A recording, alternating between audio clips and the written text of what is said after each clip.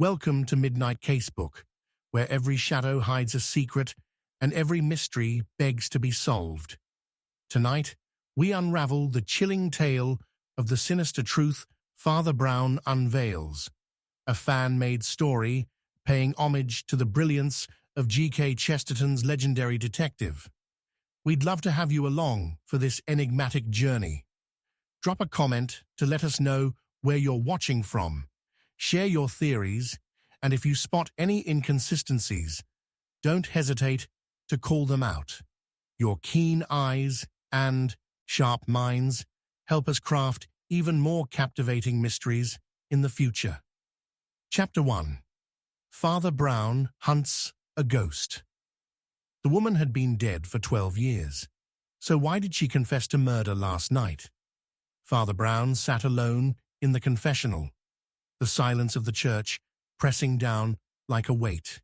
The echo of her voice still lingered in his ears, fragile, desperate, and unmistakably real. "Forgive me, Father," she had said, her voice thin as parchment. "I killed him. I couldn't live with the lie any longer." He hadn't recognized the sin. Many confessions blurred together over the years, but the voice was one he couldn't forget. It belonged to Mary Denham, a kind woman, a quiet presence in the pews, a name carved into a headstone in St. Mary's graveyard. Dead, 12 years dead, and yet she had spoken to him, confessed, cried. Father Brown didn't tell anyone. Who would believe him? He barely believed himself. But the unease grew like rot inside his chest. He visited her grave the next morning, half hoping he'd find something disturbed. Footprints, dug-up soil, anything to suggest a hoax. But the earth was still. The stone, weather-worn but unbroken, nothing to suggest the impossible had happened. And yet, it had. He lit a candle and whispered a prayer, but it brought no peace. Just more questions. He walked through Kembleford with heavy steps, sensing something had shifted in the very bones of the village. The butcher looked over his shoulder when speaking. Children refused to play near the old Denham cottage, and at the pub, a story had begun to circulate, quietly, nervously, of a woman in white seen walking through the graveyard after dark. No one said Mary's name, but they all thought it. It clung to the air like cold mist. That evening, as the wind howled and the bells of St. Mary's rang out at an unholy hour, Father Brown climbed the bell tower. No one was there, no rope pulled, no wind strong enough to move the ancient bronze. And yet it rang.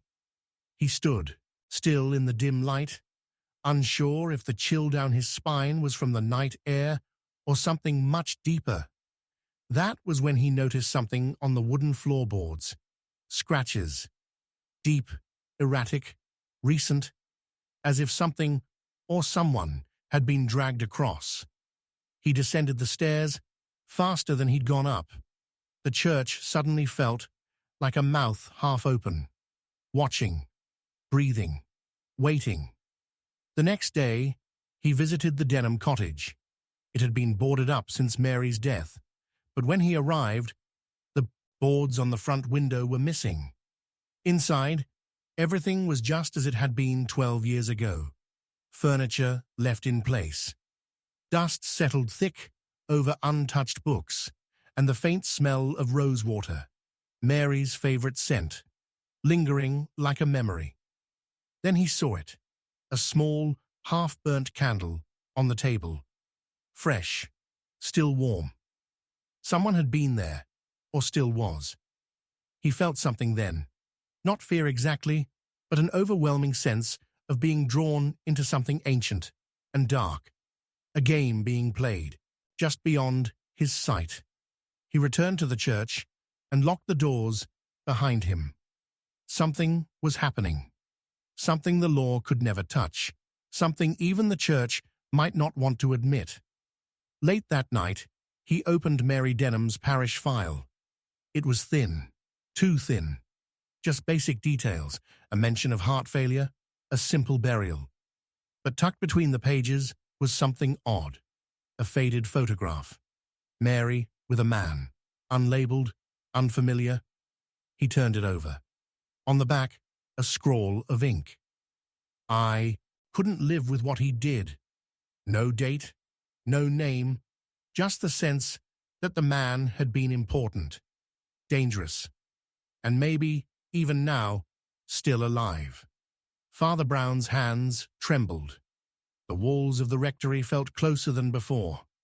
He left the file open on the desk and turned toward the window. Outside, standing at the edge of the graveyard, was a woman, pale, still, watching. Her hands clasped in prayer. He blinked, and she was gone. For the first time in years, Father Brown doubted his own senses. Was it madness? Was it grief resurrecting old shadows? Or had Mary's ghost truly returned? He decided to visit the undertaker who had handled Mary's funeral. The man, Mr. Cartwright, now old and trembling, was reluctant to speak at first, but something in Father Brown's voice cut through. Cartwright admitted he'd always felt something was wrong. There was no autopsy, he said, staring down at his hands. I was told not to ask questions. That's not normal, Father. And her face, she looked frightened, as if she died in terror. Why had no one investigated? Who ordered silence? And why now, after 12 years, was she confessing from beyond the grave? Father Brown felt as if the ground was shifting beneath him. What if Mary hadn't died of natural causes? What if her death had been covered up? And worse, what if her killer still walked among them? He spoke to Mary's only known relative, a niece named Clara, who lived 2 villages over. Clara was cagey, defensive. But one slip in, conversation froze Father Brown in place. She referred to a letter Mary had written the night before her death, a letter that had never been found, a letter Clara claimed to have burned, for her dignity. But her hands shook as she spoke. Father Brown left quickly. The mystery was deepening, yes, but it was also beginning to close in. He could feel it. The ghost wasn't just an apparition. It was a cry for justice. And Father Brown knew that in order to uncover the truth, he would have to follow it into places far darker than graveyards and candlelit churches. A week passed. Then, in the dead of night, someone broke into the rectory. Nothing was stolen. Nothing moved. Except the parish file. It was gone. Only one thing was left behind on the floor. A rosary. Broken. Blood-stained. Not Father Brown's. He held it in his hand, the beads slick with something that looked too fresh to be dust. He stared into the darkness of his study, now colder than it had ever been. Someone didn't want him, digging. Someone was watching, and someone, it seemed, believed Mary Denham's confession was only the beginning, because the real question wasn't why she confessed, it was who she confessed about, and why now. But before Father Brown could chase that thought further, another letter arrived, slid under the church doors. One sentence, typed, "You're hunting a ghost, Father, and ghosts don't forget." He looked out at the graveyard again, the wind curling around the headstones like whispered warnings. He didn't know where this was leading, but he was sure of one thing now. Mary Denham hadn't come to confess her sin.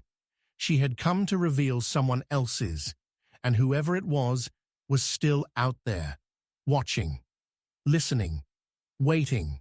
And that was only the beginning. Chapter 2. Whispers echo through the confession. He slit his own throat inside the confessional, without a blade, without a scream, and with a smile that didn't belong to him. Father Brown had witnessed many strange things in his years, as the quiet priest of Kembleford. But what happened that morning inside the ancient wooden confessional would etch itself into the folds of his soul forever. The man who entered was trembling, a traveller, a stranger, mud on his boots, blood already under his fingernails. He sat behind the lattice and whispered one sentence. She said she'd speak again, from the box. Then, silence, the kind that grows teeth and breathes. Father Brown leaned forward to speak, but there was no reply, only the unmistakable sound of choking, not loud, not panicked, but serene, like someone fulfilling a promise. He rushed out, opened the door to the other side, and found the man slumped forward, his throat unbroken, but blood pouring out of his mouth as if his tongue had been torn out from the inside. The medical examiner would later say the man had bled internally. But Father Brown knew this was no ordinary hemorrhage. Something had reached into this man, something older. The confessional stood still, towering, almost smug in its silence. Father Brown stared at it for hours after they took the body away. He didn't move. He didn't speak, because the man's final whisper hadn't been a confession. It had been a warning. The villagers began to murmur, again, about the box, the confessional, about voices, soft ones, familiar ones, echoing out of empty wood. They said they heard names of people long gone, dead men, drowned women, forgotten children, all whispering secrets no living ear should ever hear. But the fear didn't begin there. It began 3 days later when a second man came to confession. A local this time, Edward Malley, the tacksman. Gruff, practical, a man who didn't believe in ghosts. He spoke of nightmares, about Mary Denham, about being in her cottage, of seeing her brush her hair in the mirror. She smiled at him in the dream, then told him something he refused to repeat. But Father Brown knew. That smile, that whisper, it had returned. And that night, Edward Malley vanished. Not disappeared, not fled, vanished. From inside a locked house, doors bolted, windows sealed, no signs of forced entry, just a chair tipped over, the faint scent of rosewater, and one thing left behind, a confessional key placed neatly in the center of his dining table. Father Brown's hands trembled as he held it. The key to the other side of the box, a side only he had touched. Until now, the mystery unraveled like smoke. The deeper he looked, the more the shadows turned to ink. He visited the workshop where the confessional had been crafted nearly 70 years ago by a blind carpenter named Elias Cray. The man was long dead, but his journals weren't. Inside the brittle pages, Father Brown found a single phrase repeated over and over: "I do not build boxes, I build doors." Doors, not boxes, not confessionals, doors. But to where? Father Brown returned to the church alone that night. No lights, no comfort. He knelt in the nave for hours, listening. No sound, no whisper. But as the candle burned lower, he heard it again. A breath. Inside the box. A familiar voice. Mary Denham. And she said only one thing. "He made me lie, Father. He made me lie in death." Lie. In death? Was her grave false? Was her soul bound? Father Brown opened her parish file once more. It had been recovered, strangely, back on his desk one morning, as if nothing had happened. But now it contained something new. A document never seen before. A signed statement from a Dr. Headley, the attending physician who declared Mary dead. Except Headley had died the week before Mary Denham. The signature was forged. The document was fake, which meant Mary had been pronounced dead by a man who was already in his grave. He confronted the hospital. They had no records of Mary's final days. No treatments, no appointments, no witnesses, as if she had simply stopped existing. And yet, she was everywhere now, in dreams, in whispers, in flowers that died the moment they were placed on her grave. The church pew where she once sat had begun to rot. Only her seat. The wood split, the varnish peeled. No one could sit there anymore, not without hearing her. The whispers grew stronger. Father Brown began recording the sounds inside the confessional late at night. At first, static, then faint sounds, then names, then screaming. He played one recording back in the morning and collapsed. The voice wasn't Mary's, it was his, crying, begging, confessing things he had never done.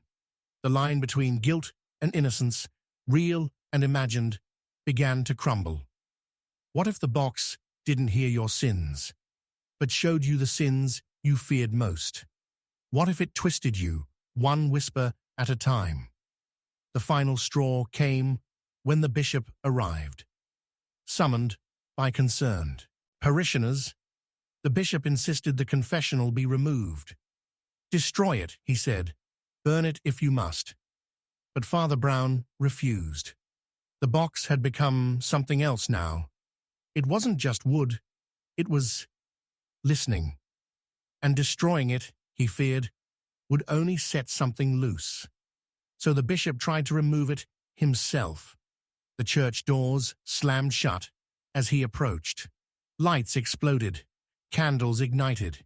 He fell to his knees, laughing, a low, joyless laugh, and then he too began to whisper. His own secrets, loudly, desperately, until he passed out. He awoke with no memory of what he'd said. But something was different, something in his eyes. He resigned 3 days later, moved to a monastery, and never spoke again. Father Brown knew now what he was dealing with. Not a ghost, not a curse, but a wound in time, a wound carved into wood, a soul trap, something that remembered every sin ever confessed and wore them like a mask, waiting, choosing, speaking back. The whispers weren't voices of the dead. They were echoes of guilt, amplified, weaponized, and someone, somewhere, had built it that way. Then came the final message, slipped through the church door at midnight. Again, typed. "It remembers yours too, Father. You should have told her the truth." No name, no signature, but Father Brown knew who sent it, or rather, what. He returned to the confessional one last time, sat inside, closed the door. The light dimmed. His heart pounded. He whispered only once, "What truth?"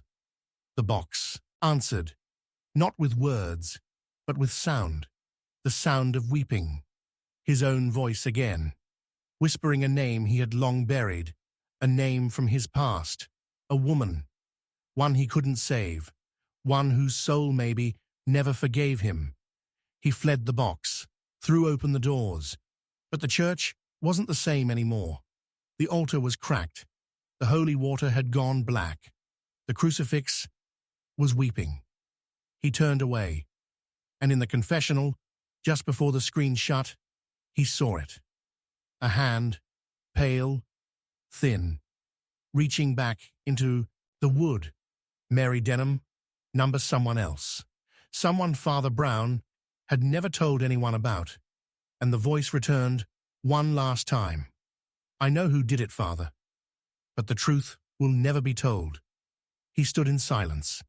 Rain began to fall outside. Inside, the church bled whispers. And behind the confessional door, something smiled. Chapter 3. A Vicar's Secret Turns Deadly. The vicar was found hanging by his own stole, with a suicide note he couldn't have written, signed with Father Brown's name. It was a grey morning in Kembleford when they found Reverend Thomas Elcott hanging in the sacristy of his locked chapel.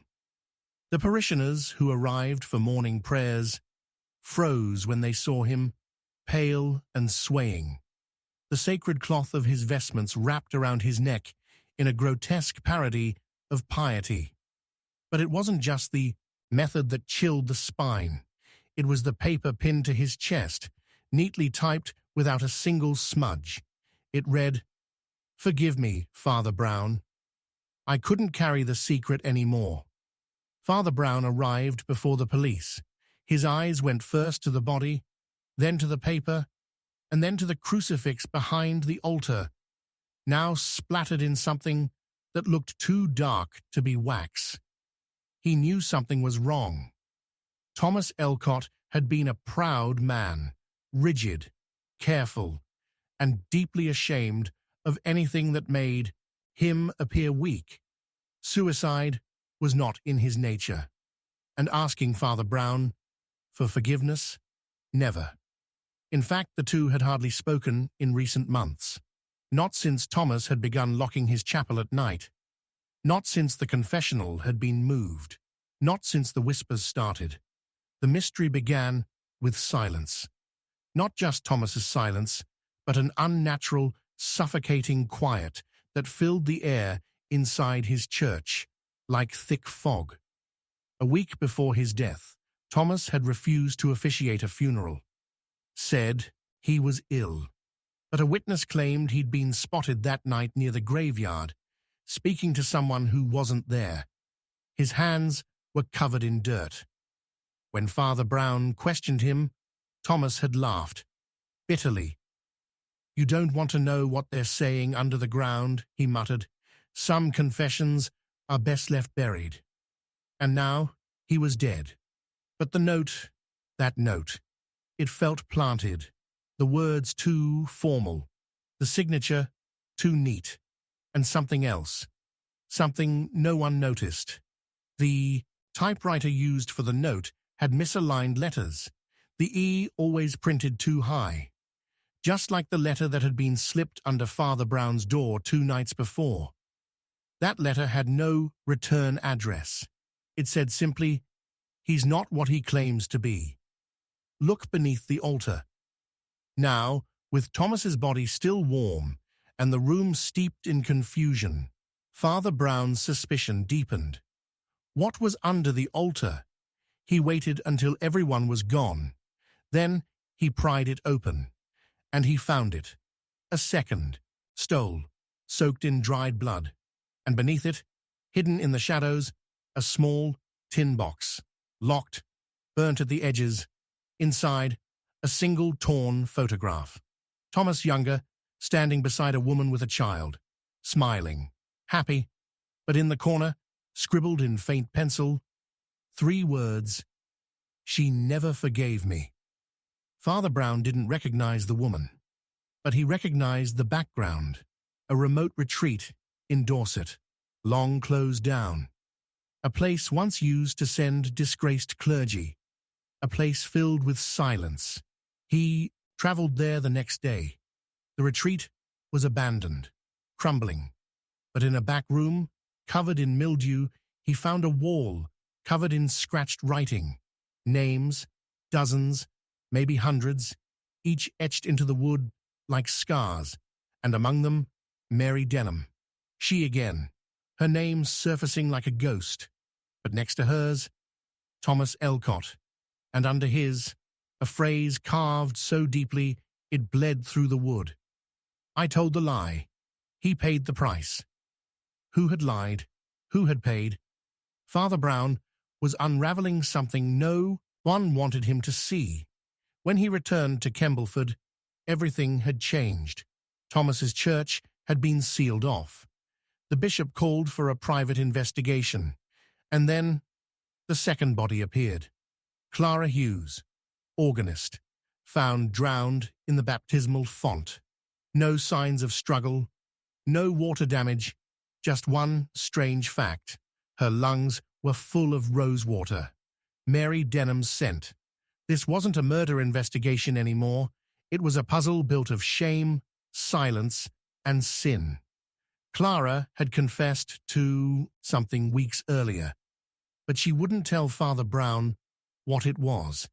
Just cried, whispered, "I didn't know it was her," and fled. Now her mouth was sewn shut with white thread. The town began to panic. Whispers in the streets, children waking with nosebleeds, dogs refusing to enter the church, and the grave of Mary Denham vandalized. The headstone cracked clean down the middle, but not by force, by heat, as if something inside had burned upward. Father Brown knew what he had to do. He had to find the source, the origin, the secret Thomas had died for. And he started with the oldest parish registry, locked in the crypt archives, never opened in decades. There he found a baptismal record. One scratched out violently, as if to erase it from time, but underneath, faintly visible in candlelight, Thomas Elcott, father, Mary Denham, mother. Child, unnamed, no date, no godparent, no further entries. Thomas had a child with Mary, and then he abandoned them both, or worse, he made them disappear. The weight of the truth was almost unbearable. Father Brown felt it pressing into him from all sides. He returned to his own church that night, unable to rest, and that's when the voice came. Not from the pulpit, not from the pews, from the walls themselves. He lied. He buried us all. It was neither man nor woman. It was something hollow, echoing, repeating. He turned to the confessional, now cracked open. Inside was another note, not typed, carved. What happens when the priest becomes the sinner? The next day, a fire broke out at Thomas's church, spontaneous, no accelerant, no cause. Only the confessional was left untouched, and inside it, someone had left a mirror, just a mirror, and a small child's shoe. Father Brown didn't sleep that night. He knew what was coming next. He walked the cemetery alone, long after midnight, stopped at Mary Denham's grave, and there, for just a moment, he saw it. A hand, tiny, pale, reaching from the earth, not to escape, but to point, toward the rectory, toward him, because the truth was never about Thomas, not entirely. The real secret, the one that turned deadly, was buried in Father Brown himself.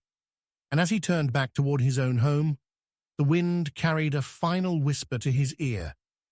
I was the child, and you never came. And somewhere, deep in the night, the bell began to ring, not from the steeple, but from the ground. Chapter 4. She lied in her prayer. She begged God for forgiveness, while holding the knife she'd used to kill her own daughter. The villagers always said Alice Wincombe was the holiest woman in Kembleford. She never missed a sermon, kept fresh lilies by the altar, and once fasted for 21 days after a child went missing. They called her Saint Alice, the kind of woman who folded her hands in prayer so tightly even her sins seemed to bleed righteousness. But then one day, she walked into St. Mary's, took her usual seat on the front pew, and confessed to something that shattered the church to its very foundation. Not to Father Brown, to God, out loud, in front of everyone. What she said didn't make sense at first. She was speaking softly, almost in a trance. Forgive me, she whispered, eyes shut tight, lips trembling. Forgive me for what I did to her, for what I buried, for what I made the others forget. People thought it was some emotional outburst, maybe a fever. But then she opened her eyes, stood up, and said one sentence that turned blood cold. She still cries beneath the chapel. Then Alice collapsed. They rushed her to the hospital, but her vitals were normal. No stroke, No poisoning, just a deep, feverish silence that wouldn't lift. She wouldn't speak again. Not to doctors, not to police, not even to Father Brown. But the damage was already done. Because everyone remembered her only daughter, Eloise, a quiet girl, delicate. She died nearly 20 years ago, or so they'd been told, died of scarlet fever, buried in the old churchyard. Only now, a woman who had never missed a Sunday, who spent her life in prayer, had just confessed, publicly, that something about her daughter's death was a lie. Father Brown knew immediately this wasn't just a mystery. This was a buried scream. He began by revisiting Eloise's grave. Something gnawed at him even before he arrived. The placement was wrong. Eloise's stone stood apart, downwind from the others, near the wall, where weeds grew thick and no flowers would last. He knelt, brushed the dirt from the name, and paused. Something was missing. The date of death. There was a birth date, but where the death date should be, there was only a dash, a line between beginnings and endings. And suddenly, the story he'd always accepted seemed less like history and more like a performance. He pulled the burial records from the parish archive. The page for Eloise's death had been torn out, ripped, not removed cleanly, and, in its place, a note written in Father Jerome's hand, Father Brown's predecessor, a man known for his strict theology and absolute silence. The note read, "She is not at peace. Do not speak of her again. No one ever did, until now." Father Brown's next stop was the chapel itself, specifically the crypt beneath it. No one had gone down there in years, but Alice had said, "She still cries beneath the chapel." So he descended into the damp stone silence of the undercroft. It was colder than it should have been, and wet, but not from rain, from salt water, tears. Then he heard it, a sound that didn't belong in stone chambers, a sob, faint, hollow, childlike. He followed it to the eastern wall. It stopped. He knocked, hollow. There was a space behind it, a chamber no one knew existed. He returned that night with tools and lanterns, alone. The wall came apart slowly, stones crumbling like secrets finally giving way. Behind it, a small room, no more than 6 feet across. Inside, a child's, cottage dust covered, a broken porcelain doll, and something else. Chains, shackles, tiny ones, rusted into the stone floor, and on the wall, scratched over and over. Why? It wasn't a grave. It was a prison. He collapsed against the wall, shaking. The sobbing was gone now, as if showing him the truth was enough. The next morning, the police sealed the crypt, but the story spread faster than fire. The villagers whispered behind hands. They no longer called her Saint Alice. They called her the Devil in Pearls. But Father Brown wasn't convinced, because even monsters lie in prayer. He needed answers. And there was only one person left who might know the truth. Father Jerome's housekeeper, Mrs. Adley, now in a retirement home just outside the parish. She was old, nearly blind, but her voice was clear. She remembered Eloise, said the girl was too quiet, too still, that Father Jerome didn't like her. He said she had a darkness, that she brought it with her. Father Brown leaned in. Did he ever say why? Mrs. Adley didn't speak for a long time. Then she whispered, she wasn't Alice's child. Father Brown felt the room tilt. Then whose was she, he asked. But Mrs. Adley only wept and said, he made her pray. Until she forgot. Who forgot? Alice or Eloise? Back at the rectory, Father Brown dug deeper. In a sealed drawer he'd never opened, Jerome's drawer, he found an envelope labeled Intercession. Inside, transcripts of private sessions, confessions, not Alice's, Eloise's, dozens of them, each one darker than the last. She tells me I'm bad. She says I took her life. He said God can take me when I'm ready. But I don't want to go yet. The last page was dated only 3 days before her death. One line, I lied in my prayer. I told God I was ready, but I wasn't. I want to stay. Father Brown dropped the paper. He couldn't breathe. Eloise had known she was going to die, and she'd pretended to accept it, to satisfy someone else's faith. He looked again at the records, Alice's medical history, and saw it. 3 miscarriages, then suddenly Eloise, but no birth record, no baptism, no birth certificate, because Eloise had been given, not born. And the woman who gave her wasn't from Kembleford at all, a stranger, a girl who arrived during the war and disappeared a year later. Eloise was the child of secrecy, of shame. And Father Jerome, he'd convinced Alice it was God's will to keep her. But when the girl began to change, to question, to rebel, he changed the story. He told Alice the girl was unholy, that she carried darkness, that she was a test of faith. And Alice believed him. Until one night, when the screaming wouldn't stop, Alice prayed. And then Eloise was gone. The town was told it was fever. The child was buried. But she hadn't died of illness. She hadn't even died at all. Not right away. She'd been locked away. And her cries, her confusion, her grief had echoed beneath the chapel for years, until something in Alice finally broke, and the truth bled out. Father Brown returned to the crypt. He knelt in the room, now stripped and empty, and whispered the prayer Eloise had faked, but with one word changed. Let her stay.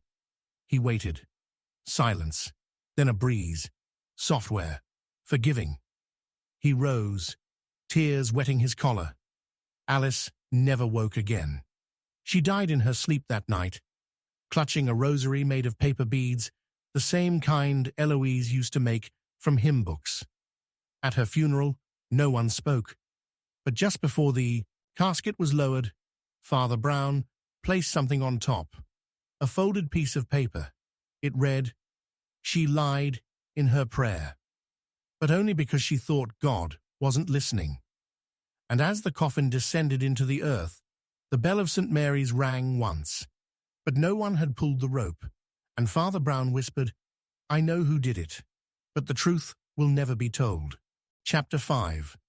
Buried Guilt Haunts the Church. The church bell rang during the funeral. 3 hours after the bell ringer had been found buried alive beneath the altar. It was supposed to be a quiet service. Father Brown had prepared the homily himself. A gentle farewell for a man beloved by the village, Peter Mallory, the long-time bell ringer of St. Mary's, a fixture of Kembleford for nearly 50 years. But as the service began, a tremor rippled through the crowd. Not from the weather, not from grief, but from something no one could explain. The bell tolled, once, twice, then a third time, slow, unnatural. Every head turned toward the steeple. But Peter was already dead, or so they thought. That sound was the beginning of something far darker than any of them could have imagined. Because when they reopened Peter's coffin to confirm what they already knew, it was empty. And underneath the altar, in a hidden crawl space no one had touched in generations, they found him, Peter Mallory, still breathing, his nails torn, his face twisted in a silent scream, buried, alive. And when they pulled him out, half mad with fear and choking on dust, the only thing he said was this: I didn't ring it. She did. Then he lost consciousness. Father Brown had seen a great many things, but never this. the altar sealed from above, the space too tight to fit even a casket. How had Peter been placed there? Why? And most disturbingly, who was she? The police dismissed it as a mistake, a mix-up at the morgue. Maybe Peter had been drugged, maybe someone had staged it. But Father Brown didn't believe in maybes, not when it came to St. Mary's, because what the police didn't know, what no one knew, was that just a week earlier, Peter had come to confession. And he hadn't confessed a sin. He had confessed a burial. "I put her there, Father," he'd whispered. "It wasn't right. But he made me promise. I dug the hole and I covered it with holy ground."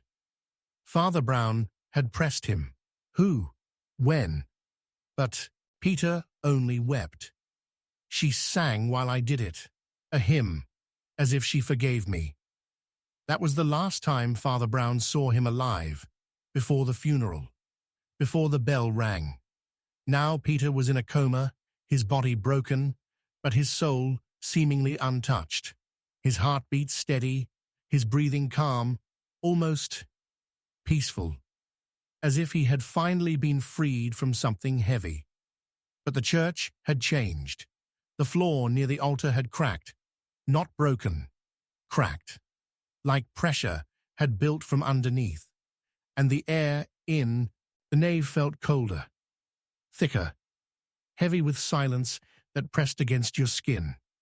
Then came the second incident. One of the acolytes, young Molly Baines, collapsed during Sunday Mass. She'd been lighting the candles when she turned pale and dropped the lighter. Her eyes rolled back. Her lips moved, whispering a hymn no one recognized. But Father Brown did, because it was the same tune Peter Mallory had hummed through tears in the confessional. Only one person ever sang that song in Kembleford. A girl named Grace Weatherby. She disappeared 21 years ago. Never found. No suspects, no body, just a ribbon and a shoe. Found in the church garden. They'd called it a runaway, a tragedy, a story best forgotten. But now her voice was back, and it was singing. Father Brown dug through the old files. Grace's case had been dismissed in 2 weeks. No family, no inquiries. But in the back of the folder, someone had slipped a letter, not typed, handwritten. She knew what he did. She said she'd tell. She had to be stopped. "Forgive me, Lord." No signature, but the handwriting matched Peter Mallory's. Father Brown returned to the crawl space beneath the altar, this time with a lantern and a crowbar. He removed more stone, exposing what looked like a second chamber. Inside was a wooden box, and inside that box, bones. Small, human. Next to them, a hymn book, soaked in wax and blood. He didn't cry. He didn't shout. He whispered a prayer. Then he saw something carved into the inside of the lid. "He told me God would forgive us if we sang." The truth was emerging now. Peter hadn't buried a stranger. He had buried Grace Weatherby, and someone else had helped him. Someone with authority. Someone in robes. The next morning, Father Brown visited the diocesan archives. He requested old letters, transfers, disciplinary records, and there it was. A sealed report. Marked confidential, ecclesiastical authority only. A priest, Father Corbin, transferred out of Kembleford in 2004. No reason given, no forwarding address, but on the back of the folder, a photo. Father Corbin, Peter Mallory, and Grace Weatherby, at a choir recital. She couldn't have been older than 12. The inscription, "Our Little Angel." Father Brown felt the floor tilt beneath him. He contacted the diocese. They claimed Father Corbin had died 10 years ago, but that wasn't true, because that night, Father Brown found a letter taped to his door. You're digging up guilt, Father, and guilt never stays buried. No, signature, but inside the envelope, an old photograph, taken from behind, a man in priest's robes, standing beside a grave with no name, and written in red ink across the photo. She never forgave me. The next day, the crypt door wouldn't open. The lock had fused, melted, and that night during evensong, the bell rang again. But no one was near the rope, no wind, just the sound, and as it echoed through the walls of St. Mary's, Father Brown knew the truth. The church itself had become the grave, not for grace, but for guilt, unrepentant, hidden. And now it was bleeding upward. There were sightings after that. A girl in white singing in the pews, a figure standing beneath the altar, candles blown out mid-service, but most chilling of all, the smell of earth and lilacs that followed Father Brown everywhere, Grace's favorite flower. The final piece came from a letter discovered in Peter Mallory's hospital room. No envelope, just words, scratched into the back of a hymnal page. He said she had to die. But when I buried her, I felt her hand holding mine, and she whispered, "I forgive you, Peter, but not him." Father Brown placed the hymnal on the altar that Sunday. He didn't preach. He let the silence speak. Because Grace's song was no longer a whisper. It was a reckoning, and the church was listening. When the bishop arrived to deconsecrate the site, Father Brown handed him a sealed envelope. Inside, everything: photos, bones, letters, and one line handwritten by Father Brown. "I know who did it, but the truth will never be told." Chapter 6. The bell tower hid everything. The body had no eyes, no tongue, and no hands, just a church bell rope clenched between its teeth. They said it was suicide, that the boy had climbed the tower alone in the dead of night and hanged himself using the bell rope, that the villagers who heard the bell ringing at 3:07 a.m. had simply been unlucky witnesses to a tragedy. But Father Brown knew better. He had climbed that tower 100 times. He had seen what it could and couldn't do. And there was one thing he was absolutely certain of. No one could have tied that rope like that. Not alone. The bell tower of St. Mary's had always been a place of reverence, a place for calling the faithful, a place for weddings and farewells. But that morning, it was nothing but horror. The boy, James Liddell, just 17, had been a choir assistant. Quiet, polite, obedient, but there was something off from the very start. He hadn't just been hanged. He had been mutilated, his eyes gouged, his tongue removed, and both hands severed clean at the wrist. Yet, there were no signs of struggle, no blood spatter, and the church doors had been locked from the inside. When they found the body, the bell rope, usually tied off to the side of the tower, was clenched between the boy's teeth, as though he had tried to scream and the tower itself had silenced him. Father Brown didn't say much at the scene, but he noticed something no one else did. There was writing carved into the wooden floor beneath the bell. 5 words, shaky, desperate. The bell tower hides everything. It didn't make sense, not yet, but it was a message, a final breath captured in splinters. He spent that evening combing through the old bell tower schematics, most of them drawn by hand, faded with age, and that's when he found it, a reference that hadn't been seen in years. Maintenance hatch, sealed 1899. There was a part of the tower no one had entered in over a century, and if it had been sealed, who had unsealed it? That night, Father Brown climbed the tower alone, Rain hammered the stone steps as he ascended, lantern in hand. Each step creaked beneath his weight. At the top, where the body had been found, the silence felt unnatural, so heavy it had shape. And then he saw it. Behind a loose panel in the north wall, something that looked like a seam, a hidden hatch. He pulled at it. Wood groaned, dust rained down, and then open. Inside, a narrow passage, just wide enough to crawl through, leading into darkness. He hesitated, then entered. The passage twisted, turned, and dropped into a chamber carved into the heart of the tower itself. A hidden room, untouched by light for more than 100 years. In the center, an iron chair and shackles, all child-sized. On the walls, names, dozens of them, carved in jagged lines, some half-erased, some etched over each other, names of children, and beneath each name, a date, and beside each date, a word. Bell. Father Brown staggered back. This room hadn't been forgotten. It had been hidden, and the tower wasn't a place of faith. It was a confession. He returned to the rectory in silence. That night, he couldn't sleep. Not because of fear, because of memory.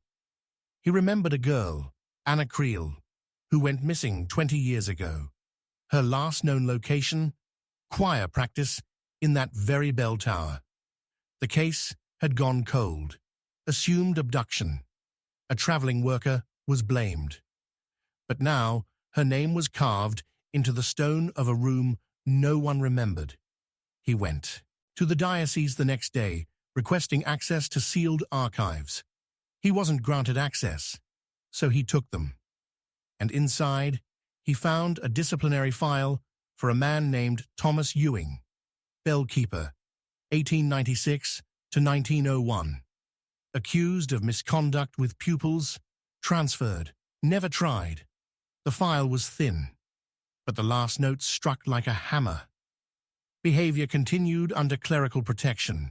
Do not reopen inquiry. Father Brown's stomach turned.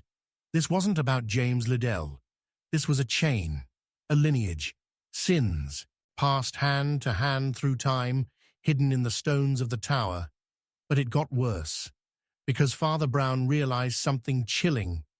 Each name in that hidden room, every single one, corresponded with a year in which the bell had rung off schedule. Each name, each child, each ring, a signal, a cry for help, or a marker. The night before James died, the bell had rung once at 3:07 a.m. But there had been 2 rings, not one, which meant another child, another victim, still alive, still hidden. He traced James's final days, friends, contacts. No one stood out, until a caretaker mentioned a girl named Lily, who'd been seen walking into the church late at night the week before James died. But there was no Lily in the choir, no Lily enrolled anywhere, no parents, no guardians, no last name, just Lily. Father Brown found her in the old rectory records, a child placed into parish custody 5 years ago. Orphan, temporary lodging, awaiting transfer. But there was no transfer, and no file. Since he checked the basement beneath the tower, and there, behind old crates and discarded vestments, he found a hidden door. Lily was inside, alive, pale, silent. She wouldn't speak, but she handed Father Brown something wrapped in cloth, a tongue. James's, preserved, wrapped in scripture. And on the back of that cloth, stitched in trembling hands, he found the door. Father Brown took Lily to safety. The police were called. The church was locked down. But there were no arrests, no suspect, because the man responsible, the one who'd continued Ewing's crimes, who'd mutilated James and hidden Lily, was gone, vanished, like smoke. Only one thing was left behind, a fresh carving in the bell tower floor. I told you. The bell tower hides everything. And in the final scene, Father Brown stood at the top of the tower alone. He rang the bell once, just once, a signal, not for the police, not for the guilty, but for those who were still listening. And in the silence that followed, he whispered, "I know who did it, but the truth will never be told." Chapter 7. Father Brown suspects the innocent. She was only 10 years old when Father Brown accused her of murder, and she smiled as they took her away. It had begun with a scream, long, shrill, and unnatural, echoing across the Kembleford countryside just before dawn. The villagers found the body of Eliza Hartwell in the churchyard, her throat slit, her eyes wide open, staring at the sky as if searching for answers even in death. Her hands were clasped tightly in prayer, though her rosary was missing. Blood stained the altar steps. The only clue left behind was a child's crayon drawing, pinned to the church door with a knitting needle, a drawing of the murder, line for line, accurate down to the bloodstains, and in the corner, written in neat block letters, "I saw you do it." No one knew what to think. It was too strange, too horrible. But that same morning, Father Brown did something no one expected. He knocked on the door of the Davis household and asked to speak with their daughter, Emily, 10 years old, shy, sweet, and often seen sketching quietly in the church garden while her mother cleaned the sacristy. And within the hour, she was arrested. Everyone was stunned. Emily, the girl who sang hymns to birds and gave half her lunch to stray cats. Father Brown wouldn't say why. He didn't explain. Just stood there in silence as the child was led away, her hand in the constable's. She didn't cry, she didn't scream. She just looked back at Father Brown and smiled. The mystery was not just who had killed Eliza Hartwell. It was why Father Brown had accused a child. The town erupted in whispers. Some believed the priest had finally lost his mind. Others whispered something darker, that the church was hiding something, and Emily was the scapegoat. But the truth was far more terrifying than anything they could imagine, because Father Brown wasn't wrong. But he wasn't right either. 3 nights before Eliza's murder, Father Brown had heard something strange in the confessional, the rustle of fabric, and then a voice, high-pitched, innocent. "I saw what he did. I saw where he hid her. But I won't tell, Father. Not unless I have to." The voice giggled. He opened the door. No one was there, or so he thought. But on the floor, placed carefully at his feet, was a small piece of paper, a child's sketch of a woman lying on the altar steps, dead. He searched the church that night, but it was empty, locked, except in the candle box, hidden beneath the tapers, he found something chilling. Emily's rosary. He recognized it instantly. He'd given it to her on the day of her first communion. Handmade, one of a kind, beads shaped like tiny silver doves. Why was it hidden? Why was it in the church before the murder? The next morning, Eliza was found dead, just like the drawing, and Father Brown made his decision. He had to act, before it happened again. But now, with Emily behind bars and the village in chaos, doubt began to infect his certainty. He returned to the church again and again, pacing, thinking, praying. Something wasn't adding up. Emily wasn't scared. She wasn't confused. She was waiting, almost like she knew something he didn't, or someone. Then came the letter, no return address, folded in half and placed inside the Bible on the altar. "You chose wrong, Father.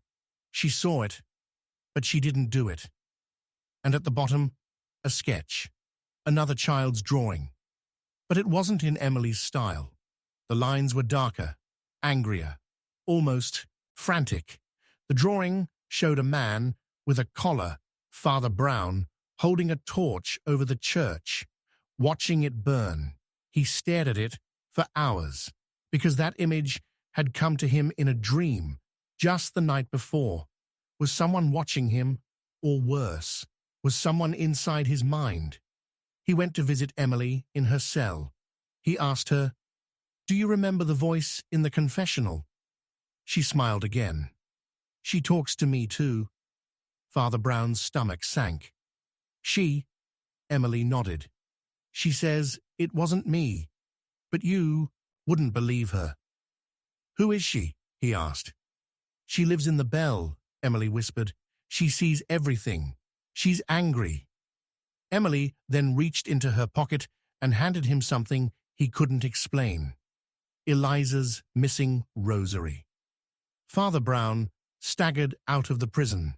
None of it made sense, unless Emily hadn't drawn the picture, unless she had been given it by someone else, someone unseen, someone using her as a messenger. He went back to the church, searched every inch of the bell, tower, the crypt, the garden, until he found it. A crawl space behind the old confessionals, hollowed out, lined with children's drawings, hundreds of them. Some showed the church burning. Others, people weeping. Many were of eyes, watching, always watching. And one, drawn in charcoal, showed Emily standing behind Eliza, holding a knife. Except it was dated 2 years ago. Father Brown felt the ground shift beneath his feet. Someone had been planning this for years. Someone had been feeding Emily images, not memories, instructions. He returned to the crypt to check the original burial records, Eliza's family, her lineage, her ties. And there, written in faded ink on the back of an old funeral log, was a name no one had seen in decades. Miriam Elcott, deceased, 1907, child, age 9, died during a bell-ringing accident. Father, Thomas Elcott, the same Thomas Elcott who had once been vicar of St. Mary's, the same man whose name had been scratched from all diocesan records after whispers of unholy practices. And Miriam, her body was never buried, because it was never found, just blood and a rosary, one shaped like silver doves. Father Brown stood frozen in the crypt. Miriam hadn't just died, she had stayed, watching, whispering, feeding visions to other children, ones like Emily. Emily wasn't the killer, she was the instrument, a vessel for a voice that had waited 100 years to be heard again. The real question wasn't who murdered Eliza, it was why Miriam wanted her dead. That answer would never come, because that same night, Emily vanished from her cell. No signs of escape, no footprints, no door opened. Just a single crayon drawing left on the bed of a girl ringing the church bell, smiling, with Father Brown's face stitched into her dress, and the words, "I forgive you." The bell rang at midnight, once, twice, 3 times, and in the silence, Father Brown finally whispered what no one else could understand. "I know who did it, but the truth will never be told." Chapter 8. A Sinister Pact with God. He carved the 10 Commandments into his skin, and then whispered, "God made me do it." It happened at 5:04 a.m. on a rain-soaked Tuesday morning. The sound of the church doors slamming open echoed across the empty village square. A man staggered in, barefoot, half-naked, bleeding from hundreds of shallow cuts. He walked past the pews, past the altar, up the steps, and collapsed at the foot of the crucifix, whispering a single word before he passed out: penance. Father Brown was the first to reach him. What he saw would never leave him. The man's torso was carved like scripture, each wound deliberate, deep, and shaped into words. Thou shalt not kill. Thou shalt not lie. Thou shalt not covet. Each commandment etched like a vow of suffering across the man's flesh.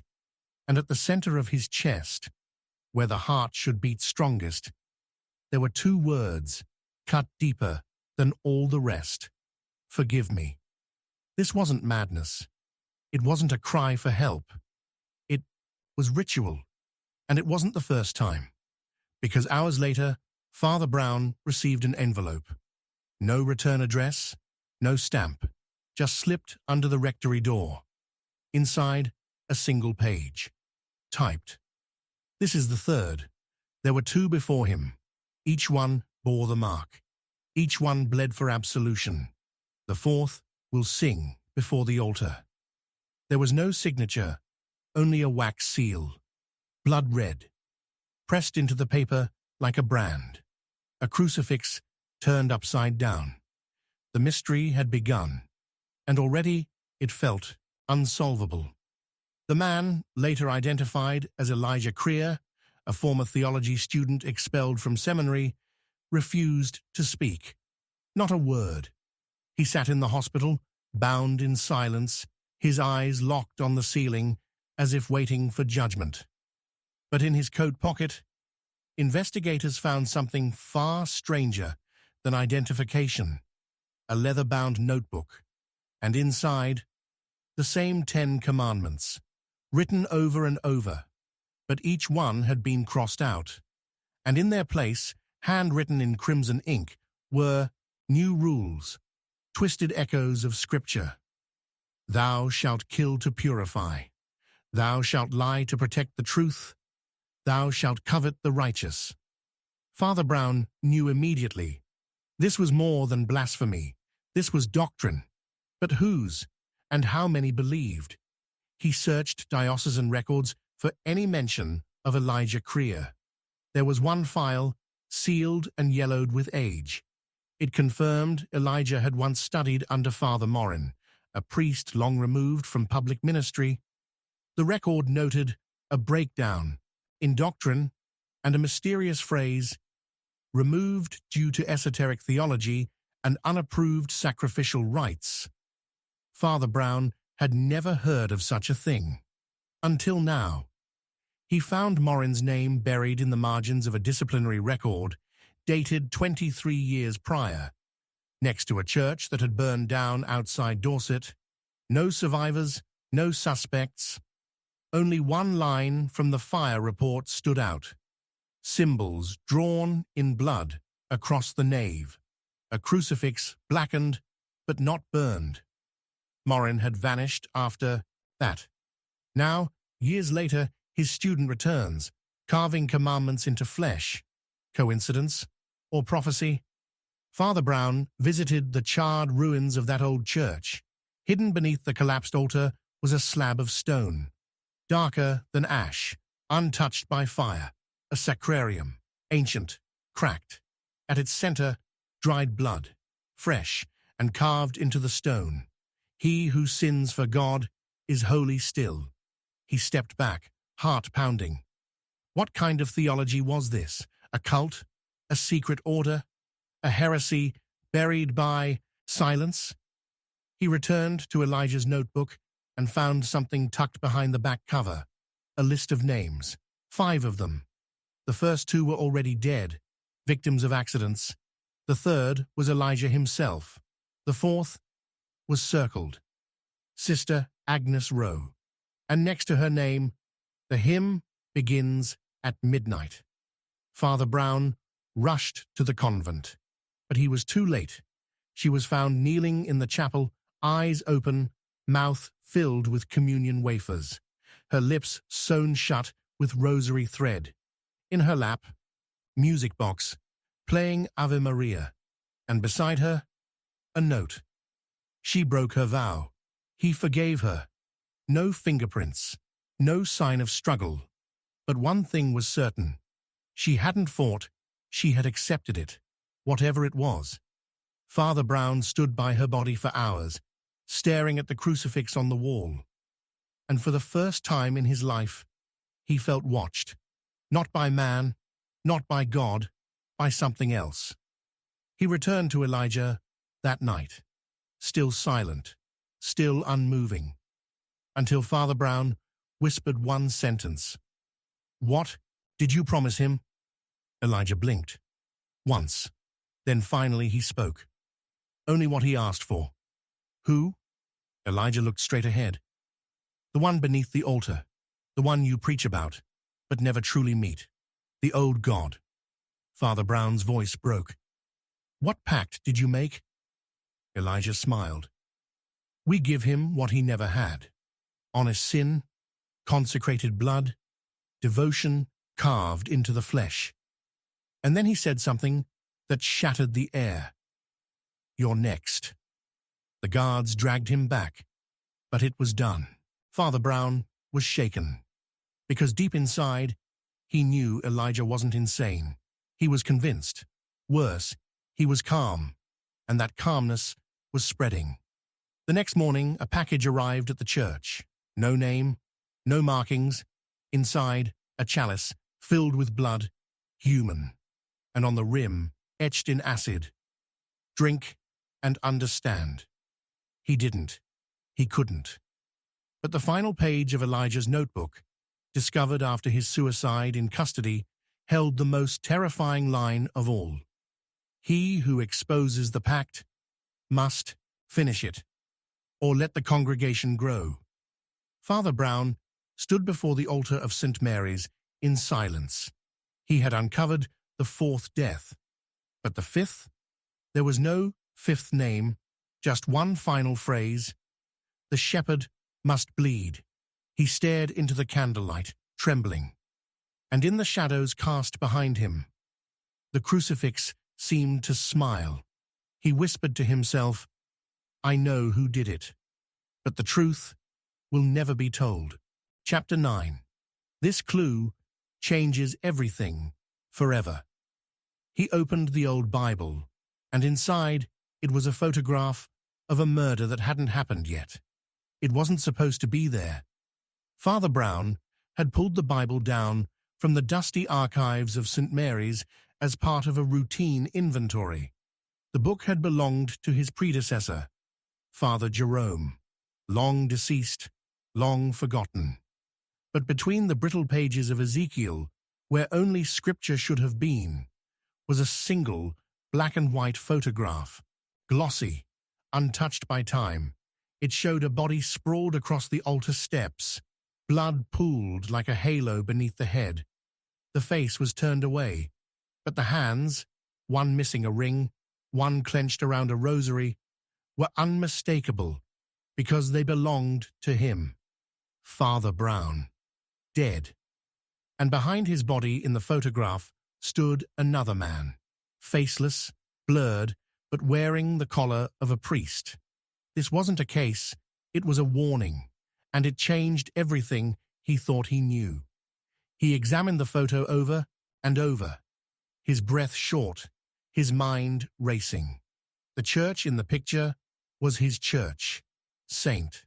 Mary's. The stained glass reflection, the cracked tile on the fourth step, the candle wax stains on the altar rail. They were all the same. But one detail chilled him to the core. The calendar hanging on the wall in the background was turned to October 18th. That was 4 days from now. The first thought was madness. The second, premonition. But the third thought was worse than either. Someone knew. And someone placed this for me to find. Why? Why now? And who? He ran tests on the photo. The film type was discontinued in the 1970s. The image itself hadn't been digitally printed. It was developed, old school, analog, deliberate, which meant whoever took it had the tools and time. But more terrifyingly, access to the church long before Father Brown had ever arrived in Kembleford. He went back to the archives and found Jerome's private notebook. Most of it was sermon drafts and theological musings, but near the back, Several pages had been torn out. Only a single sentence was left behind, written in Latin. O mors, ubi est victoria tua? O death, where is your victory? He flipped to the front cover. In the lining, tucked so tightly it felt like it had been sewn in, was a small slip of paper, another photograph. This time, not of a murder, but of a group. 5 men, priests, standing in a circle, each with a candle, around a boy with a blindfold. No one was smiling. On the back, scribbled in trembling ink, Initiation, 1965. Street, Mary's Tower. Father Brown had never heard of such a ritual, but he knew one thing for certain. This was not theological. This was secret, hidden, deliberate. A pact, perhaps, and as he looked closer, he saw something else, etched into the floor of the circle beneath their feet. A symbol, a serpent devouring its own tail, and in its center, his name, Brown. He dropped the photo. It wasn't possible. He wasn't even born in 1965. But there it was, proof or illusion that someone had written his fate before he'd even existed. And then the letter arrived, plain, unmarked, no stamp, no handwriting, just another photo. But this time, it wasn't a photograph of the church. It was a photo of his mother, young, terrified, clutching a bundle wrapped in linen. The back of the photo had just one sentence. You were never meant to wear the collar. Father Brown collapsed into the pews. His life had been a lie, orchestrated, scripted. But by whom? The first big break came not from inside the church, but from the hospital. A nurse named Evelyn, retired for over 2 decades, came forward with a confession of her own. I worked in the maternity ward near Kembleford in '76, she said. There was a child, no record, no parents. A priest came and took him, said he belonged to God. She remembered one thing, the pendant the priest wore, a serpent, exactly like the one in the photo. Father Brown's hands shook. He checked his birth certificate. It was fake. No registry, no hospital, no file. His entire identity manufactured. But why? What was he chosen for? He returned to the bell tower, climbed it slowly. At the top, hidden beneath a broken slate tile, he found a box. Inside, a cloth collar, stained red. A tooth, human, child-sized. And a torn page from the Gospel of Luke, with a word circled in red ink. Betrayal. Then came the final blow. The confessional was vandalized that night, the screen torn, the inside scorched, a phrase burned into the wooden seat. October 18th, 4:17 p.m. Kneel. No context, no instructions, just a time and a place. Exactly where the body in the photo had been lying. The same body that was him. He considered running, leaving the church, leaving the country. But deep down, he knew that wouldn't change anything. He was a part of something larger, older, something buried deep within the church itself. And now, whatever it was, had awoken. The morning of the 18th arrived. The sun never broke the clouds. The wind howled against the chapel walls. And at 4:15 p.m., Father Brown entered the church alone. 2 minutes. He stood by the altar, the same steps from the photograph. He waited. Nothing. Then, at 4:17 exactly, the bells tolled. Once, twice, 3 times. He closed his eyes and knelt. Silence. And then, a hand on his shoulder. Warm. Familiar. When he turned around, there was no one there, just a shadow, disappearing into the center aisle. And in its place, a single page of scripture, ripped and scrawled in ink. This clue changes everything, but it reveals nothing. He looked up. The stained glass shivered, and Father Brown whispered the only thing that made sense anymore. "I know who did it, but the truth will never be told." Chapter 10. Father Brown's faith is tested. They found the crucifix upside down, nailed into the forehead of a bishop, and Father Brown's name carved into the corpse's back.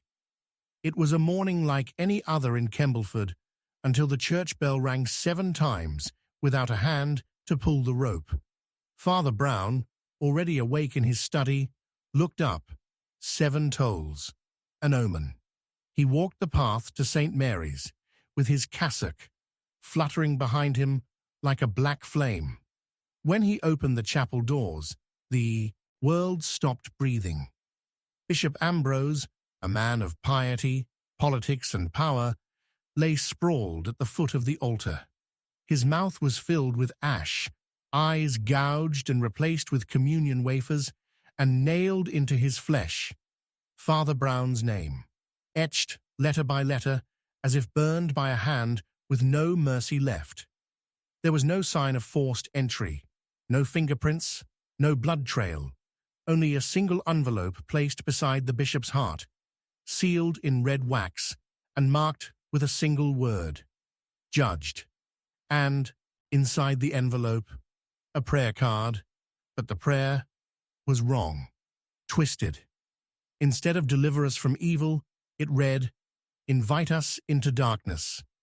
Father Brown stood silent, because he had seen this handwriting before. It was identical to a note slipped beneath his door 3 weeks earlier, anonymous, ominous, and equally short. "They will come for your faith first." At the time, it had meant nothing. Now, it meant everything.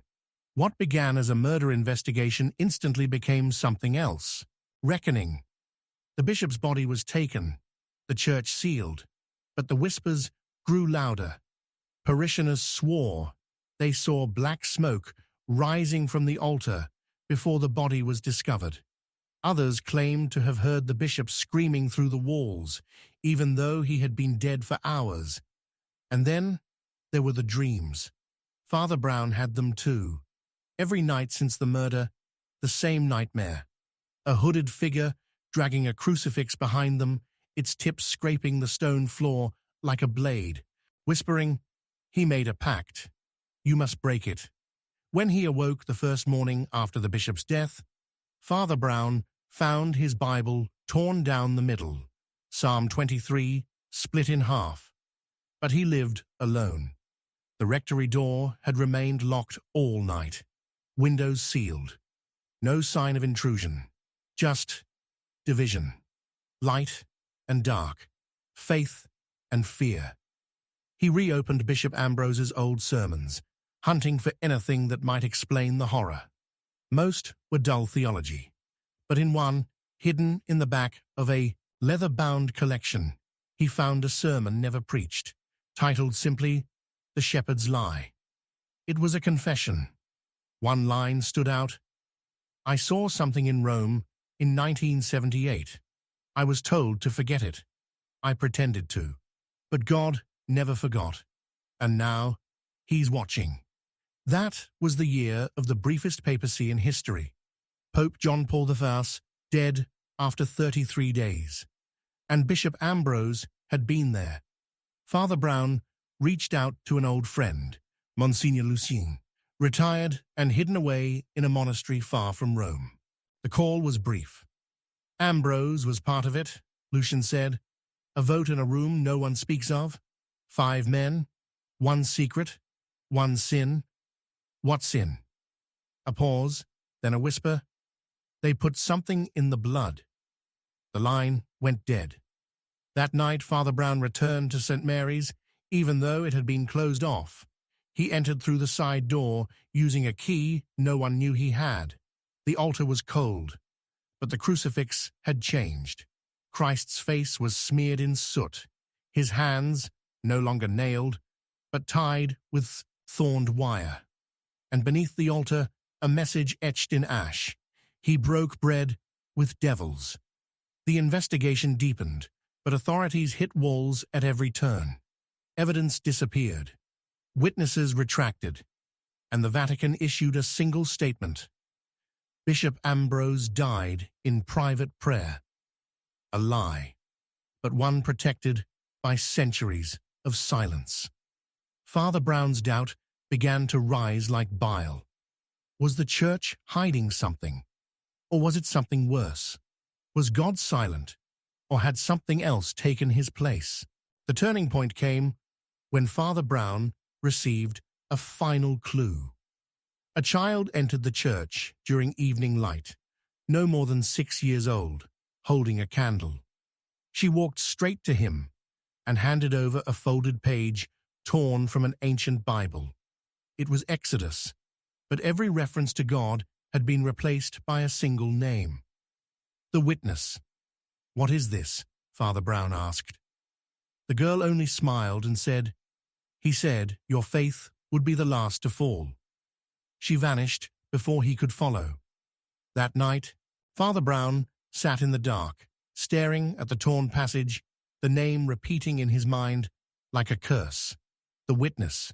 Who was watching, and why now? When he opened his eyes, the next morning, there was blood on his pillow, not his, and beneath it, a nail, ancient, rusted, Roman in design. Someone had placed it beside him as he slept. He had never felt further from God, but still, he returned to the altar, to pray, to ask one final question.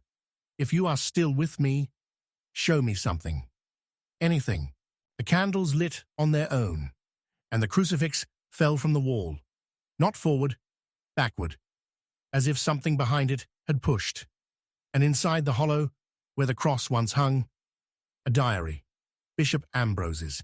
He read it, page by page, and on the final entry, we traded miracles for silence. We buried truth beneath robes. And when the devil came offering a deal, we signed it in holy water. Father Brown wept, not out of sorrow, but rage. They had made a pact with something masquerading as salvation. He was never meant to uncover this. And now, he had. The next day, he was called to perform a funeral for a child. The same child who had delivered the Exodus page, dead, drowned, a cross etched into her chest, and beneath her body, found in the riverbed, another prayer card, but this one had no words, only bloodstains, and on the back, his name. Father Brown stood over her grave, his cassock soaked in rain, eyes hollow. He whispered, "I know who did it, but the truth will never be told." And somewhere far above, the church bells rang. But no one was in the tower. Chapter 11, he died holding the crucifix. He was smiling when they found him, his body twisted backwards at the neck, his eyes gouged out, and a crucifix clutched so tightly in his hands it had fused to the bone. It should have been suicide. That's what they tried to say. A simple death in a quiet village. But there was nothing simple about it, and certainly nothing quiet. Because the man who died, Father Alban Trevors, a priest known for his serene voice and gentle hands, had screamed so loudly before he died, the stained glass windows of St. Mary's cracked. Every pane that depicted Christ shattered from the inside. Only the image of Judas remained untouched. Father Brown arrived before the constables. It wasn't his parish. It wasn't even his jurisdiction. But he had been summoned. An anonymous letter slid under his door at the rectory, marked only with 4 words. He died holding truth. What truth, and why him? The body had been left at the altar, positioned deliberately. One knee bent, one arm raised in blessing, as though frozen mid-sermon. His mouth was sewn shut, his tongue placed on the missal beneath him. The crucifix? It wasn't the church's. It was Father Brown's, the very one he'd lost 3 years ago on a mission to Prague. impossible. And yet, there it was. Familiar, heavy, ancient, etched with a mark that hadn't been there before. Isaiah 29:15. Woe unto them that seek deep to hide their counsel from the Lord. This wasn't a message, it was a challenge. The mystery began before Father Albin's death, perhaps decades earlier. The deeper Father Brown looked, the more tangled the truth became. Albin had been researching something, digging into church archives, asking questions no one had asked in years. The priest had made a habit of quietly visiting places forgotten by most. Ruins, crypts, decommissioned chapels with doors still sealed shut. And he had left behind clues. Inside his study, hidden beneath the floorboards, Father Brown found a ledger. No names, no explanations, just dates, dozens of them, and beside every date, one word repeated over and over. Witnessed. Some entries were old, 1962, 1985, 2001. Some recent, mere days before his death. The last entry read, Sunday, 4:44 a.m. Witnessed. And it watched back. There was no sermon scheduled at 4:44. What had he seen? Or worse, what had seen him? Father Brown retraced Albin's last known moments. A week before his death, he had requested access to the sealed chapel beneath the diocesan cathedral, known only by rumor and legend as the Chamber of Dust. No one had entered in decades, not since a fire consumed the last bishop who dared to open its doors. But Father Albin had gone inside, and what he found he never spoke of again. Only one man knew what Albin had said afterward, a janitor named Malcolm, who'd swept the upper halls and caught a glimpse of the priest as he exited the chamber. He was pale, Malcolm said, but not scared, resigned. He looked at me and said, I saw the eyes in the wall. They blinked. Eyes? In the wall? Madness. But the scratches on the back of Albin's robe said otherwise. Tiny gouges, hundreds of them. Like fingernails, like scratching. Desperate, as if something had tried to hold him back or follow him out. But this was more than haunting. It was revelation. Father Brown turned to the crucifix once more. He placed it under magnification and found something else, something horrifying. Inside the cracks of the aged wood, beneath layers of time and dust, flesh, human. DNA testing was inconclusive. Not enough to identify, but it was old, ancient, preserved by resin and blood. The crucifix wasn't just a symbol, it was a vessel, and Father Albin had died clinging to it like it was the only thing keeping him from whatever waited on the other side of that final breath. So why had someone returned it to Father Brown? Unless they wanted him to die next. The clue that changed everything came from an unlikely place. A child, 9 years old, the bishop's niece. She had been in the church the morning Father Albin died. She said she saw a man walk out just before dawn, hooded, barefoot, silent. He dropped something behind him. She picked it up, a torn page from an ancient text. Not Bible, not catechism, but older, much older. At the top of the page, Book of Shadows, Ecclesia Obscura. Father Brown had heard the name only once before. Whispers, rumors of a forbidden book, kept by a splinter sect within the early church.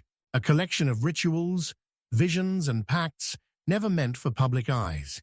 It was said the book was disavowed, buried, burned, erased, and yet, here it was. The page described a ritual known as the cruciform witnessing, in which a priest would carry the sins of the church itself into death, not metaphorically, literally, and die holding the burden. Like Father Albin, the The words were precise. He who dies in witness, bound by symbol and sealed by silence, carries the weight of 7 generations. The crucifix must be returned to the one whose silence birthed the curse. Silence? Curse? Father Brown's mind reeled. Who had birthed it? Who had been silent? And then it hit him. Himself. 3 years ago, he had encountered a similar case. A dead priest, mouth sewn shut, and a missing crucifix. He hadn't pursued it. He'd buried it, forgotten it. And now it had returned. In Albin's hands. Father Brown hadn't just found the mystery. He was part of it, and perhaps always had been. He revisited the old chapel beneath the cathedral. This time, he entered alone.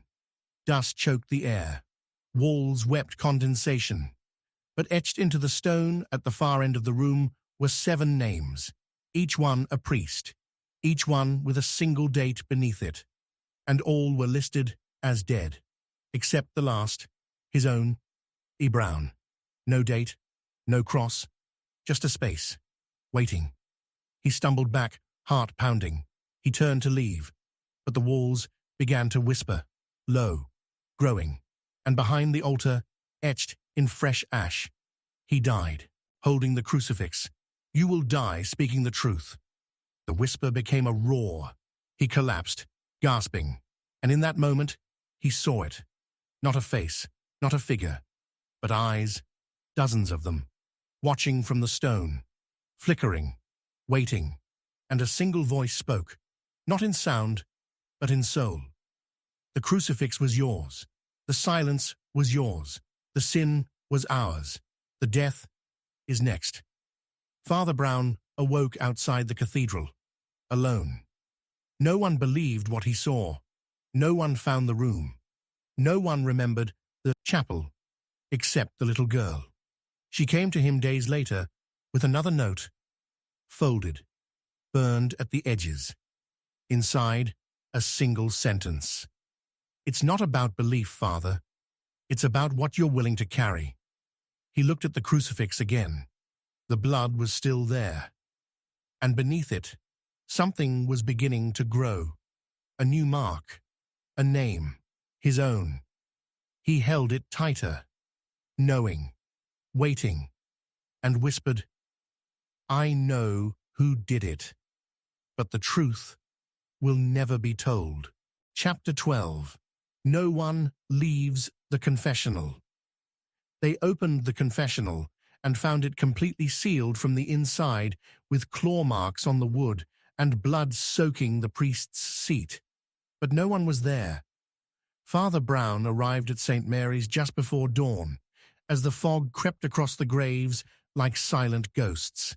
He hadn't slept. Something had been gnawing at his mind for weeks.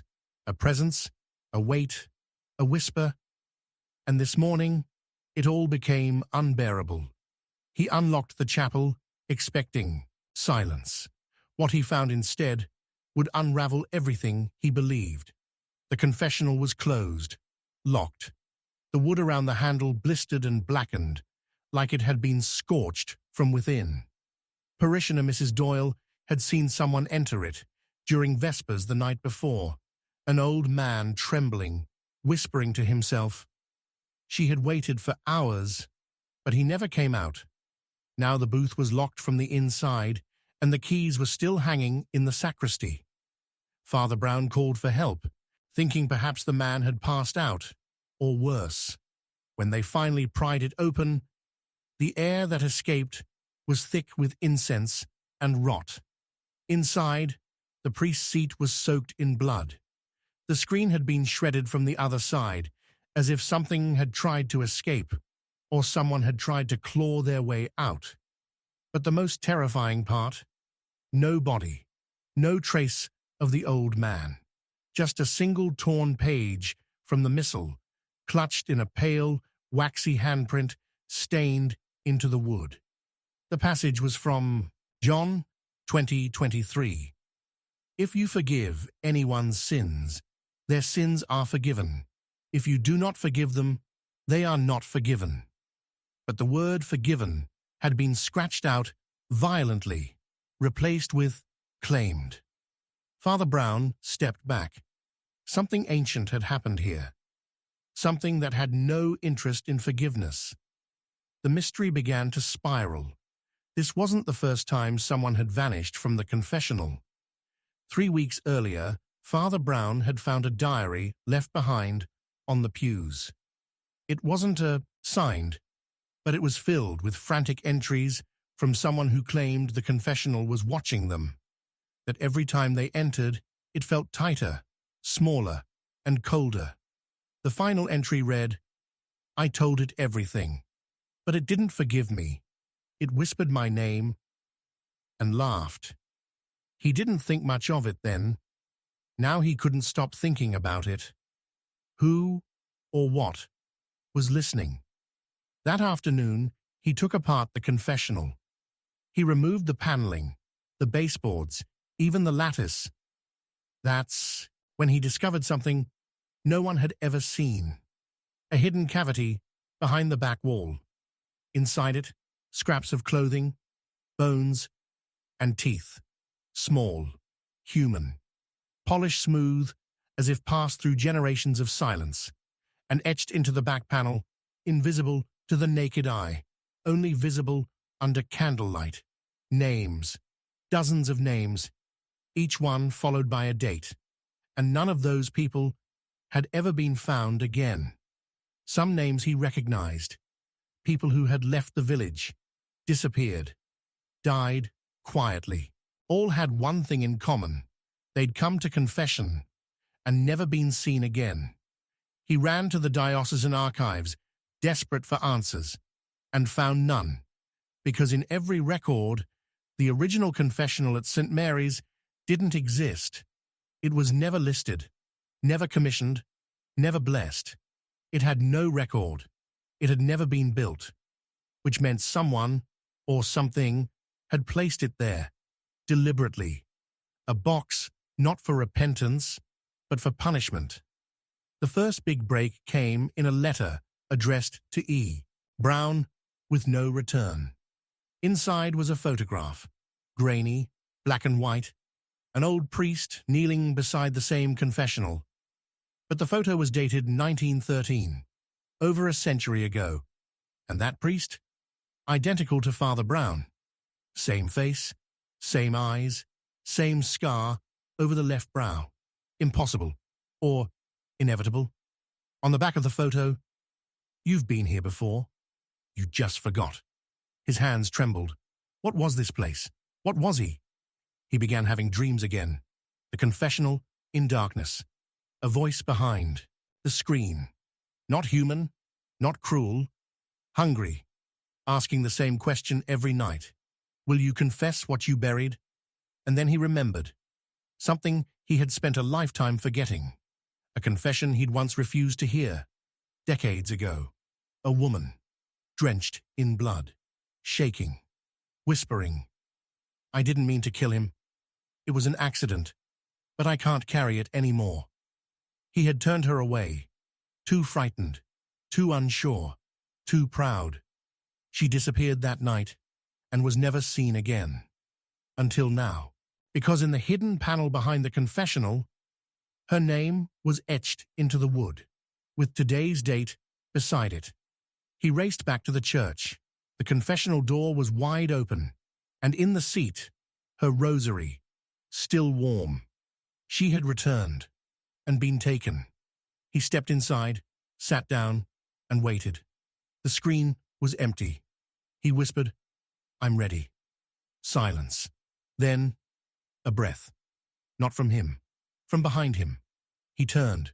No one there. But on the wood, where his back had rested, another name had begun to carve itself into the grain. He fled. The booth sealed behind him, nailed itself shut, and the blood returned, seeping from the seams. They sealed off the confessional, boarded it shut. Father Brown doesn't speak of it anymore, but he has never heard another confession. He walks past the booth with lowered eyes, because he knows It's still in there, waiting, asking, claiming. And if you listen carefully during Vespers, you can still hear someone whispering behind the screen. No one leaves. The confessional. And somewhere beneath his breath, Father Brown still repeats the only words he can bear to say, I know who did it, but the truth will never be told.